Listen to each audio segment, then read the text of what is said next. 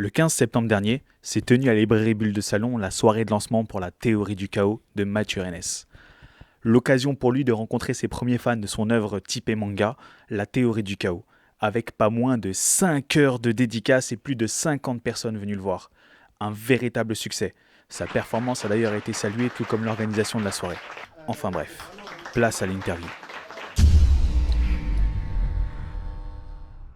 Bonjour à toi Mathieu. Et bonjour. Merci de nous accorder du temps à l'occasion de la sortie de ton œuvre La théorie du chaos. Avec Très plaisir. prochainement chez Vega Dupuis. Ouais. Alors on va commencer par la plus grande des bases, même si tu as déjà un pied dans le milieu de la BD. Côté un peu manga, beaucoup de personnes ne te connaissent pas encore, alors si tu souhaites te présenter s'il te plaît. Ouais. Donc je m'appelle Mathieu Rennes. Comme tu le disais, moi je viens de la BD. Ça fait 20 ans que je fais de la BD classique, on va dire, du franco-belge. Et puis avec la théorie du chaos, c'est ma première expérience, mon premier pas dans le monde du manga. Par rapport à du coup cette expérience que tu souhaites maintenant mener avec la théorie du chaos, qu'est-ce qui t'a incité à aller dans cette direction? Une envie de renouveau au niveau de mon travail. Je commençais à tourner un peu en rond dans la BD, un ras-le-bol du format, de devoir tout condenser sur quelques pages, enfin sur 50 pages. J'avais envie d'un peu plus de liberté, d'un peu plus de dynamisme, de me renouveler un petit peu, de me challenger un petit peu. Voilà, d'où l'envie de changer de format, essentiellement. Et par rapport du coup au dessin en général, qu'est-ce qui t'a incité à te lancer dans le dessin? Tu veux dire quand j'étais enfant? J'aimais dessiner en fait, comme tous les gamins, sauf que en général à l'adolescence les jeunes partent sur autre chose. Moi j'ai pas arrêté de dessiner, voilà. Mais voilà, c'est toujours une passion depuis que je suis gamin. Ouais. Quelles avaient été du coup tes inspirations par rapport aux œuvres qui t'ont poussé à dessiner? Waouh, ça a commencé par les BD de mon père, donc les grands classiques, Tintin, Astérix, Obélix, les Schtroumpfs, les grands classiques franco-belges. Après, mon cousin m'a fait découvrir les comics. Donc voilà, autre univers, autre ambiance, autre inspiration. Et puis dans fin des années 90, le manga. Même début des années 90, le manga qui débarque en France. Et là c'était aussi une grosse claque avec Akira, avec Gun, avec Appleseed, tous les grands classiques de Glénat de l'époque. J'imagine que Dragon Ball en faisait également Oui, partie. oui, ouais, je le cite pas, mais c'est une évidence. Ouais. Dragon Ball aussi. Ouais. À l'époque même, je suivais Dragon Ball en VO, en japonais. Je comprenais rien, mais enfin, c'est le genre de série que tu peux suivre juste avec les dessins. Avançons maintenant sur la théorie du chaos. Comment t'es venue l'idée en fait de cette histoire? L'idée en elle-même, l'idée est partagée, c'est différents thèmes que j'avais envie d'aborder. Les arts martiaux, parce que j'en pratique, c'est une partie importante de ma vie, de mon quotidien, de mes loisirs, etc. Donc je voulais l'intégrer ça dans une série. Et tout le côté réflexion sur la société, sur l'écologie, sur le tout médical, la santé à tout prix, etc. etc. Voilà, c'est des thèmes forts que je voulais aborder, mais pas partir sur un truc trop rébarbatif ou faire trop de prosélytisme ou quoi que ce soit. Donc rester dans du fun. Du divertissement, voilà. Essayer de faire passer des messages sans trop forcer pour que ça passe, qu'il y ait un fond mais qu'on se divertisse. Voilà. Il est vrai qu'à la lecture du premier tome, j'ai bien ressenti qu'il y avait en fait deux directions importantes dans l'œuvre, même si j'imagine qu'elles seront complémentaires à la finale. Pourquoi du coup être parti sur ces deux thématiques bien distinctes plutôt que d'essayer de mêler immédiatement en fait les deux dans leur ensemble? Je saurais pas trop te dire. Je pense que l'envie justement c'est d'avoir ces deux trucs très distincts qui vont être confrontés et qui vont pas fusionner, mais il y a une cohérence entre les deux qui va s'installer. La lutte dans la société puis la lutte sur le ring en fait. Et quand la société est trop oppressante, que tout est contrôlé, machin, on a besoin de se défouler aussi, d'évacuer tout ça. Et ça va se passer sur le ring. J'entends bien. J'imagine qu'en fait sur la partie un peu la santé à tout prix, le souci du contrôle, il y a eu certainement la période très récente en fait qui a dû aider. Ouais. Oui. Alors le scénario j'avais commencé à l'écrire avant la période Covid et confinement, mais c'était une pandémie sur un virus qui transformait les gens en vampires. Et puis la pandémie est arrivée. Et c'est devenu plus logique de se raccrocher à la réalité qui commençait à dépasser la fiction, on va dire. Et donc voilà, pour moi c'était cohérent de me dire ça qui se passe, non, autant faire ça en fait. Je sentais qu'il se passait quelque chose, un événement fort quand même, et que c'était bien de s'appuyer dessus. Concernant la partie arts martiaux, pour bifurquer un petit peu, donc tu viens de nous confier que tu en pratiquais également. Ouais. Quel type d'arts martiaux pratiques-tu? Alors le Viet Vo Dao d'un côté, c'est l'équivalent du Kung Fu mais d'origine vietnamienne. Et le Tai Chi de l'autre côté. Voilà, c'est deux disciplines très différentes. Le Viet Vo Dao qui est très dynamique et le Tai Chi qui est plus doux, qui est plus. Voilà, c'est un art martial interne, contrairement au Vo Dao qui est externe, plus explosif. Ouais, effectivement, ouais. Je vois tout à fait. Ouais. Par rapport à ton œuvre, tu as souhaité mettre en fait en avant une héroïne. Quand on parle d'arts martiaux, c'est vrai que c'est pas forcément le réflexe. Qu'est-ce qui t'a poussé à choisir du coup ce personnage féminin personnage principal? Dans quasiment toutes mes BD, en fait, le personnage principal c'est une héroïne. Voilà, je me sens plus à l'aise à dessiner une héroïne. Je trouve que la palette d'émotions, de caractère et tout ça est plus riche chez un personnage féminin qu'un personnage masculin où on va attendre tout de suite le super-héros, le gros baraque, le machin, ou le loser. Enfin, on est souvent dans la caricature chez le héros masculin, alors que chez le personnage féminin, on peut avoir un personnage très sensible, et puis d'un autre côté qui a un caractère très fort. Voilà. On peut jouer sur les émotions, une palette d'émotions plus large, il me semble. Je voulais te demander justement par rapport à ta méthode de travail. Aujourd'hui, en fait, un volume de la théorie du chaos te prendrait à peu près combien de temps à réaliser? Alors c'est compliqué à dire parce que le tome 1, pour moi c'est un album de transition où je passais de la méthode franco-belge à la méthode manga.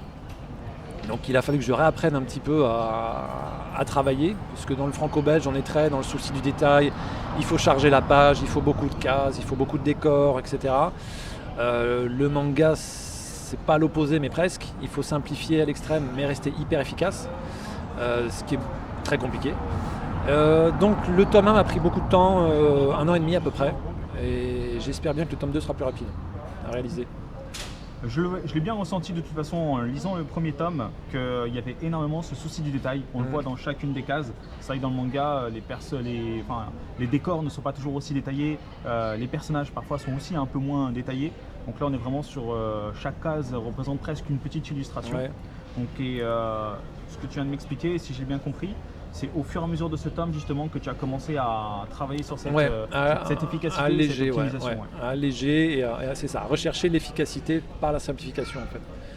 Mais après, moi j'arrive avec mon bagage et j'ai pas dans l'idée de faire du manga. C'est le format qui me plaît, c'est la dynamique qui me plaît, mais mon style de dessin n'est pas vraiment manga. J'ai plus de 40 ans, je vais pas transformer toute ma narration, tout mon style de dessin pour rentrer dans le moule du manga, ça m'intéresse pas. C'est plus le côté hybride en fait, voilà, qui me vient naturellement avec mes diverses influences et inspirations. Donc je pense que mes pages vont rester relativement chargées, mais il faut que j'allège pour la lisibilité en fait. Voilà, le format est réduit, il faut que j'arrête de penser grande page, il faut penser réduit, donc il faut alléger. En parlant de la taille de la page, aujourd'hui sur quel type de support tu réalises tes planches? Numérique, ouais. La théorie du chaos, c'est le premier album que je réalise en full numérique. Jusqu'à présent, j'avais toujours une étape papier très, très importante. Et puis pour la bascule, je me suis dit, on va essayer le numérique. Ok. Par rapport aussi toujours à tes méthodes de travail, et ce sera, je pense, la dernière question. Dans la théorie du chaos, j'ai vu que tu utilisais pas mal de la trame. Certainement, en fait, quelque part, une envie de conserver ce côté coloré qu'avait la BD franco-belge. Je ne sais pas si c'est vraiment ça ou... Alors, ça vient aussi de ma façon de travailler sur ma série précédente, Harmonie, où en fait, je travaillais énormément l'ombrage sur papier, avec des encres, avec des copiques, etc. Donc les planches sont très chargées en ombrage, relativement réalistes, on va dire.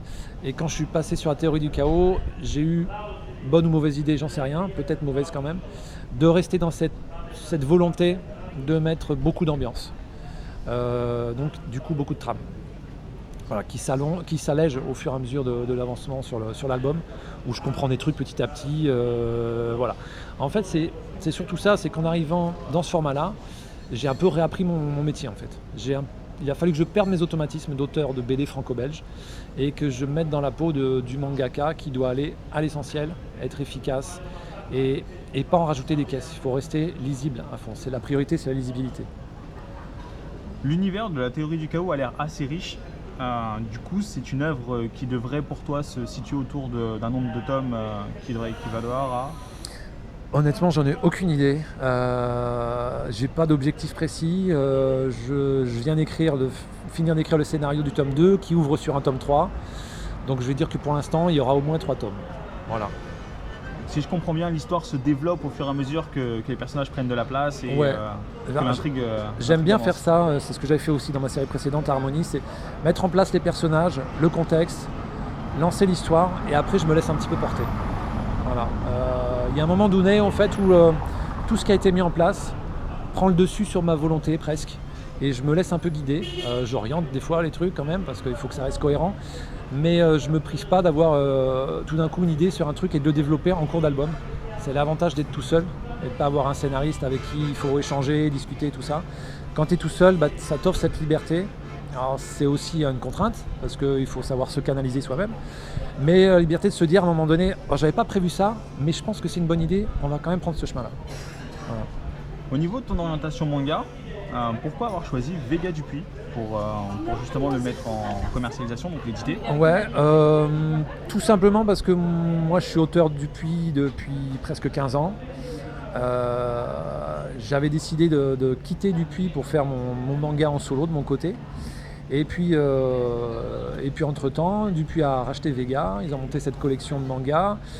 Ils sont un peu revenus vers moi et moi vers eux. Et je me suis dit, c'est une bonne idée, il y a cette nouvelle collection. Moi, je vais avoir besoin d'un éditeur. Je connais tout le monde dans la boîte. Pourquoi aller chercher plus loin en fait? Et on s'est bien entendu sur les conditions, sur tout ça. Donc, voilà.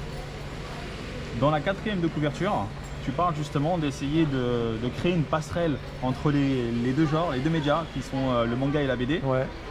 Est-ce qu'aujourd'hui, en regardant justement le premier tome de la théorie du chaos, tu as le sentiment justement d'approcher ce que tu souhaitais réaliser? Alors avec un petit peu de recul, ma priorité sur le tome 2 ce sera d'alléger, comme je te disais, essentiellement les trames, voilà, pour gagner en lisibilité. Par contre, je suis assez content du côté hybride du bouquin, où moi j'ai pas l'impression de me trahir. J'ai apporté mon bagage dedans, mes influences qui sont diverses, du comics, du franco-belge, du manga, pour proposer un objet au lecteur, sans doute un peu déstabilisant pour le lecteur pur de manga. Déjà le sens de lecture, qui est lecture de gauche à droite, lecture français on va dire, le style graphique, etc. Mais je pense qu'une fois qu'on est dedans, on oublie vite le sens de lecture et après on se laisse guider. Et peut-être une ouverture pour les lecteurs plus classiques du franco-belge, de voir ce bouquin hybride avec un trait finalement qui peut leur sembler, comment dire, je trouve pas le mot, un trait qu'ils connaissent déjà, qui leur rappelle des choses, quoi. Et du coup peut-être une porte d'entrée vers ce format-là. Concernant du coup ce trait un peu hybride, récemment, je ne sais pas si tu as eu l'occasion de la regarder, mais il y a une série qui porte le nom d'Arcane qui a très bien réussi cet effet. Ouais. Est-ce que ça a été pour toi aussi quelque part une forme de source d'inspiration ou un truc sur lequel tu voudrais tendre? Du coup j'étais déjà sur l'album quand Arcane est sorti sur Netflix et j'ai trouvé beaucoup de similitudes dans le design des personnages, le côté un peu steampunk, machin. Pas steampunk, mais cyberpunk plutôt, comme la série justement, cyberpunk, dans les coupes de cheveux, les caractères, la baston, tout ça. Donc je me suis beaucoup retrouvé dans la série, qui est géniale. Et oui, ça m'a inspiré, ça m'a conforté dans l'idée qu'il y avait une tendance dans ce créneau-là et que c'était bien d'y être en fait, déjà dedans. Concernant maintenant la couverture, je vais juste t'en parler. Alors, elle est très colorée, justement, qui est un peu en contrebalance avec l'univers dans lequel en fait l'histoire se passe. Mais à côté de ça, elle me fait fortement penser à un jeu de combat.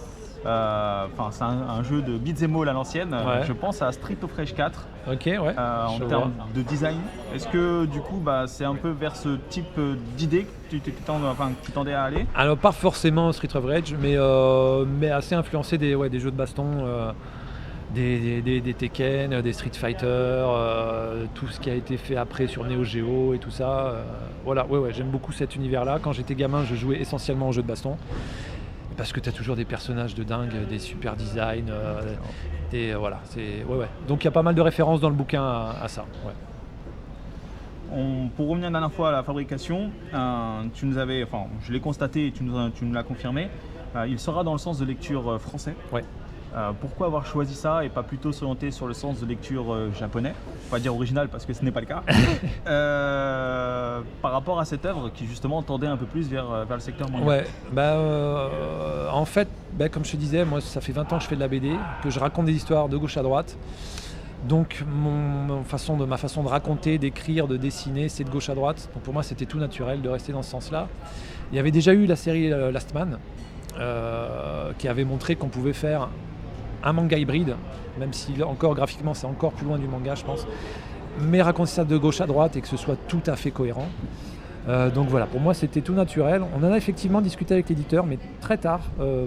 Peu de temps avant que je termine l'album, on s'est posé la question. Lui, il a commencé à flipper un peu en se disant mais si on le fait de gauche à droite, mais ce ne sera pas un manga en fait. Ça ne va pas être accueilli comme un manga. On a réfléchi, on a fait des essais, on a inversé les pages en miroir, machin, on s'est dit. Et puis à un moment donné, j'ai dit non, en fait, non, le bouquin était pensé comme ça. Pour moi, c'est logique, je ne vais pas me torturer la cervelle et tout inverser. Non, en fait, c'est à prendre ou à laisser comme ça. On est hybride, c'est un parti pris, on est hybride. Les gens accrochent ou accrochent pas, et je pense que ça pose pas de problème parce que oui, le manga c'est droite à gauche, mais enfin quand tu lis un roman c'est de gauche à droite, quand tu lis une BD c'est de gauche à droite, un comic c'est de gauche à droite, donc les gens sont habitués à faire la gymnastique. Et puis voilà, le coup du tiroir, là on met les mangas de ce côté et puis là on met le reste ailleurs. Bon, je pense qu'on peut aller au-delà de ça. Je pense qu'effectivement aujourd'hui l'image du manga français n'est plus celui qu'il a été à une époque. Ouais. On le doit en partie au lectorat qui a mûri, aux maisons d'édition qui font plus d'efforts sur la promotion des œuvres et à la multitude des talents qui émergent à droite et à gauche. Donc je pense que c'est un très bon choix, personnellement, en tout cas sur la théorie du chaos. Et puis il y a aussi le webtoon qu'on peut ajouter qui est dans le sens et qui ne dérange personne. Oui, c'est ça. Alors qu'originalement, c'est ça doit être en vertical, il faudrait le publier en vertical, les bouquins à dérouler. Mais voilà, c'est assez compliqué, effectivement, et pourtant ça ne gêne personne. Non, c'est ça, je pense que c'est un stéréotype maintenant. Parce qu'en plus, quand les mangas ont débarqué en France, c'était dans le sens de lecture gauche à droite. Ça n'a pas empêché le truc d'exploser. Bon, tout d'un coup, il a fallu faire à la japonaise. C'était plus hype de faire à la japonaise et de basculer. Si on voulait faire du manga et être étiqueté manga, il fallait faire de droite à gauche.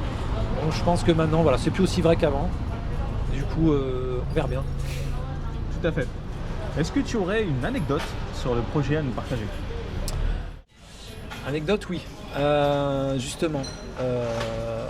Donc moi, mon idée, c'était de faire un chapitre tous les mois, en numérique, mis en ligne sur mon site, pour les gens abonnés, machin, il y a une petite communauté sur Tipeee et tout ça. Et donc tous les mois, je m'imposais un certain nombre de pages pour qu'ils aient un chapitre là. Et ça s'est fait sur 1 an et demi. Donc moi, un rythme assez soutenu, parce qu'en plus ça demande du taf pour mettre en ligne, tout reformater, tout machin. Donc pas mal de boulot. Et en fait, ils m'ont avoué à la fin, la petite communauté qui me suit sur Tipeee essentiellement, ils m'ont avoué à la fin qu'ils lisaient pas les chapitres. Ils ont tous lu le premier, le deuxième chapitre, et après ils se sont dit non, maintenant on attend la version papier.